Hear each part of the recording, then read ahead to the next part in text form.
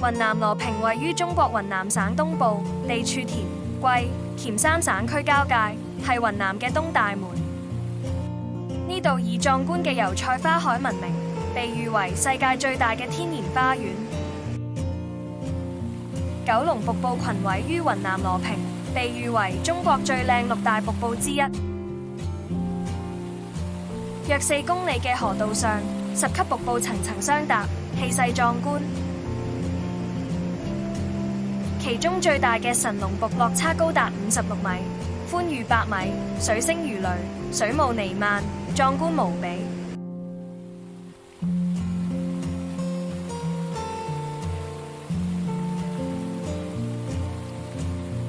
螺絲田係羅平獨特嘅梯狀油菜花田，層層環繞嘅圓形梯田形如螺殼，構成令人驚嘆嘅幾何奇觀。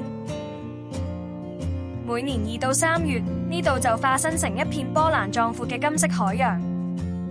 羅平採用嘅係一種高效嘅農業模式，油稻輪作，即係秋天收割水稻後播種油菜，第2年春天收割油菜後再插秧種植水稻。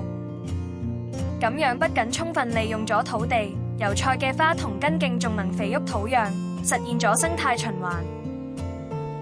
油菜花同埋嗰啲奇形怪狀嘅沙岩混埋一齊，形成咗金雞蜂叢同螺絲田呢啲獨一無二嘅景觀。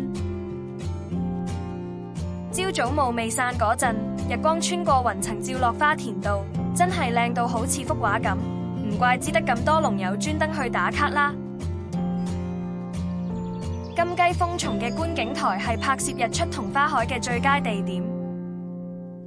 當地政府大力推動遊旅融合，透過統一規劃種植，提供農民補貼，並投資興建觀景台、停車場等設施。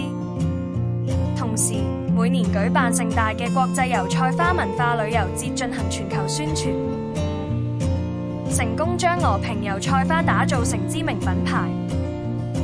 亦鼓勵農民發展農家樂同民宿，直接帶動當地經濟，令花田從農業景觀升級為可持續發展嘅旅遊資產。